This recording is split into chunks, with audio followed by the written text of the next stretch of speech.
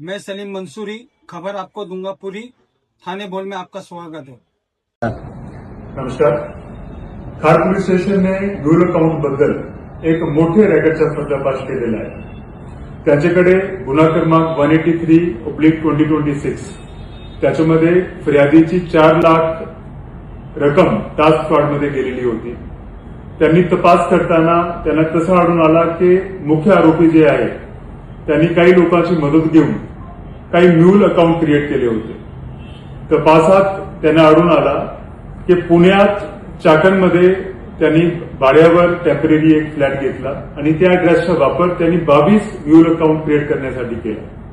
हे 22 mule account त्यांनी देशभरात सायबर फ्रॉड करण्यासाठी त्याचा वापर केला आणि गुन्ह्यात कमीत कमी 42 तसे केसेस आढळून आले.